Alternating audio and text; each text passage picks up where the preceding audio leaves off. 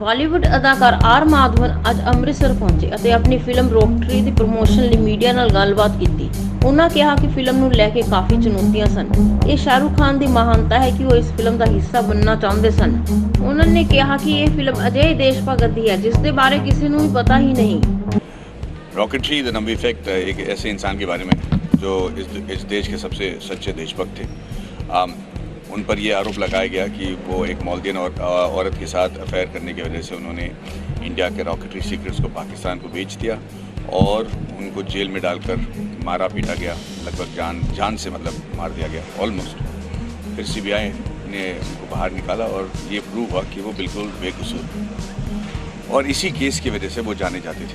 उनका इसरो में काम करते थे, उनकी नौकरी गई। फिर उनको जब रीइंस्टेट किया गया तो उनको एक डेस्क जॉब दिया गया। तो इस इंसान के बारे में मुझे लगा कि अच्छी कहानी है, जाके मैं ये इनसे बात करता हूँ और ये फिल्म बनाता हूँ। पर जब मैं उनसे मिलने गया तो मैं बिल्कुल हैरान बौखला गया था बिल्कुल, क्योंकि उस इंसान को देखकर मैं समझ गया कि हम लोग पूरी कहानी देख नहीं पा रहे। इस आदमी के पीछे ज़रूर कोई और कहानी होगी जो अभी तक सामने नहीं आई। पर वो इंसान भी यही केस के बारे में बात कर रहा था। वो अपने लाइफ के बारे में नहीं बात कर रहा था। वो ये बात कर रहा था कि लोग मुझे ऐसा गद्दार कैसे कर सकते हैं, कैसे हिम्मत हुई लोगों को ये कहने के लिए कि मैं गद्दार हूँ और मैंने देश के साथ गद्दारी की, और बहुत दुखी थे। तो मैंने नबी सर से पूछा कि भाई सर जी, कोर्ट ने तो आपको निर्दोष साबित कर दिया, 15 साल हो गए, फिर भी आप इतने भावुक क्यों हो रहे हो? तो उन्होंने कहा यार तुझे पता है, मुझे पता है, कोर्ट को पता है, पर आज जाओ गूगल में और मेरा नाम डाल के देखो आता क्या है। और जब हमने डाला गूगल में तो आता है कि इसरो स्पाई केस लंबी नारायण। तो आज भी उनके ख़ानदान से कोई जुड़ना नहीं चाहता इतने दिनों के बाद भी। तो मैंने कहा यार ये गलत बात है, तो इनके बारे में कहानी देखनी चाहिए। पर जब मैं तहकीकात शुरू की मैं बिल्कुल हैरान हो गया। मैंने रियलाइज़ किया कि ये आदमी जो है ये तो साधारण आदमी है ही नहीं। ये अचानक कह रहे थे कि हाँ मैं तो ये जो आपने कहा ये सही नहीं, क्योंकि मैं तो प्रिंसटन में था। मैंने कहा प्रिंसटन आप कब चले गए? बोले कि मैं वहाँ पे प्रोफेसर क्रॉको के नीचे अपनी थीसिस कर रहा था। तो मैंने कहा सर प्रोफेसर क्रॉको से तो आम इंसान नहीं मिल सकता, आप उनके नीचे थीसिस कैसे कर रहे थे? फिर बाद में पता चला प्रिंसटन, फ्रांस, स्कॉटलैंड, रशिया, मतलब हम लोग रशियन को देख के डर जाते हैं, और ये 3 साइंटिस्ट मद्रासी लोग वहाँ जाके उनको धमका डरा के बहका के उनके आंखों के नीचे से इंजन स्मगल करके ले आए इंडिया के लिए, और ये सब बात किसी को पता नहीं था। और फिर देखिए भाई साहब, इस फिल्म को मैं बड़ा ऑथेंटिक बनाना चाह रहा था। तो जो भी आप इसमें हमारे मेकअप देखोगे या वजन बढ़ना या घटना दिखाओगे, आप देखोगे वो बिल्कुल सही है। हमने कोई पैडिंग नहीं की, कोई ग्राफिक्स नहीं की, कोई चिपकाया हुआ दाढ़ी या मूंछ या विग नहीं है इस पिक्चर में। हमने सब कुछ मतलब पूरे रिसर्च के साथ 2.5 साल के रिसर्च के बाद ये हमने तय किया कि इसको कैसा करना चाहिए ताकि हर चीज़ जेन्युइन लगे इस पिक्चर में, क्योंकि हमने जो कुछ भी दिखाया है असल में वो बिल्कुल जेन्युइन है, बिल्कुल सच है। तो इस वजह से हमको थोड़ा अच्छा खासा टाइम लग गया ये रिसर्च करके किरदार पे घुसने के लिए। सिर्फ मैं ही नहीं, बाकी साइंटिस्ट भी 29 साल की उम्र से लेकर तकरीबन 80 साल की उम्र तक दिखाए गए हैं, पर कोई प्रोस्थेटिक नहीं है, जो कि मुझे लगता है कि इतिहास में पहली बार कोई फिल्म हुआ है जिसमें ऐसा हुआ है।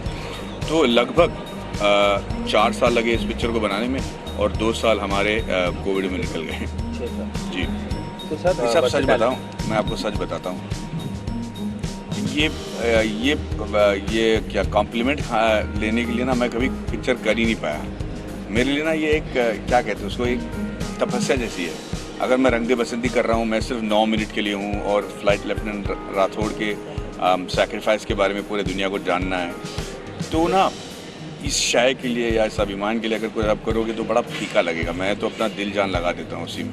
तो चाहे वो ब्रीद का किरदार हो, या फिर डी कपल्ड का आर्या हो, या फिर रंग दे बसंती का, या फिर ये रॉकेटरी वाले, मैं कभी ये सोच के नहीं करता एक्टिंग की भाई ये सीन कर रहा हूँ, ये डायलॉग बोल रहा हूँ तो लोग इस पे ताली मारेंगे। तो मतलब उस क्षण के लिए तो मेरा जो दिमाग है वो अपने तारीफ में मैं निकाल दिया, तो वो नहीं सकता। तो मैं कभी इसके बारे में सोचता हूँ, और एक बार पिक्चर ख़त्म हो जाती है ना तो मुझे उससे एक किस्म की दूरियां मैं मतलब महसूस करने लगता हूँ। मैं कभी उस पिक्चर के बारे में बात नहीं करना चाहता, खुद उस पिक्चर को देख नहीं पाता। कोई और उसके बारे में तारीफ करता हो तो मैं कहता हूँ ठीक है, लेकिन चलिए अगली पिक्चर के बारे में बात करेंगे। हो सकता है कि ये मेरा सेफ्टी मैकेनिज्म हो। तो अभी ये चलते चलते हमने कहा कि हम कहते हैं ना कि घर पे आज क्या बन रहा है भाई रात पे, तो भैया पकौड़े बन रहे हैं, तल रहे, क्या आप खाओगे आप? वैसे उन्होंने कहा वैसे मैंने ये ना विकास इंजन में मैंने बनाई है। मैंने कहा सर विकास इंजन यानी कि जो इसरो के पास एकलौता इंजन है जो जिसकी वजह से जिसके बगैर कोई भी मिशन पॉसिबल नहीं है इसरो के ज़रिए, मंगलयान, चंद्रयान, ये सारा मिशन इसी इंजन की वजह से मुमकिन हो पाया है। ये इंजन जो आज तक कभी फेल नहीं हुआ, ये इंजन आपने बनाया? तो कहते हैं हाँ। और मैं हैरान हो गया, मैंने कहा इसके बारे में किसी को नहीं पता, उनकी खुद की किताब में इसके बारे में नहीं लिखा गया, बताइए। मैंने कहा ये हमारे देश के साथ गद्दारी हो रही है कि हम इस इंसान के बारे में नहीं जानते। ये इन्होंने जो हमारे देश के लिए किया और जो देश ने इनके साथ किया, इसके बारे में जानना बहुत ज़रूरी है और इसी वजह से मैंने ये फिल्म बनाई है। इसका नाम है रॉकेटरी। इस देश में ना दो किस्म के देशभक्त होते हैं, एक वो जो सीना तान के गोलियां का बौछार के सामने उतर जाते हैं जय हिंद कहते हुए और अपने जान निछावर कर देते हैं, और वो उनकी कुर्बानी हमारी सलाखों पर, उनका हम कभी बदला नहीं, उनका हम एहसान कभी नहीं चुका पाएंगे। पर एक और किस्म के देशभक्त होते हैं जिनको पता है कि उनके बारे में किसी को पता नहीं चलेगा, उनको अपना सब कुछ त्याग देना पड़ेगा, उनके फैमिली लाइफ, पर्सनल लाइफ, सब कुछ, उनका जान खतरे में हमेशा रहेगा।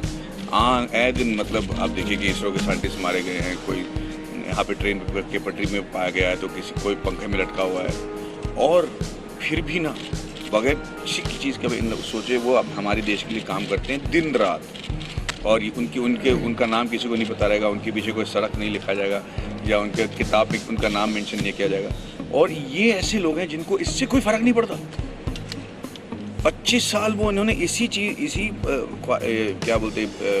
पॉइंट में गुजार दिया कि उन्होंने मुझे गद्दार कैसे कहा। उनको अपने अचीवमेंट के बारे में कोई फ़र्क ही नहीं पड़ रहा था। वो तो मैंने जाकर ये पिक्चर बनाई है, जब मैंने जाकर ये लिखना शुरू किया, इस पिक्चर के बारे में बात करना शुरू किया, जब जाके सरकार ने नोटिस किया, तब जाके उनको कॉम्पनसेशन दिया गया, उनको पद्म भूषण दिया गया 2019। हाँ, और पद्म भूषण दे तो दिया, लेकिन मैं अगर आपसे पूछूं कि ये पद्म भूषण उनको दिया क्यों गया है, आप नहीं बता पाओगे।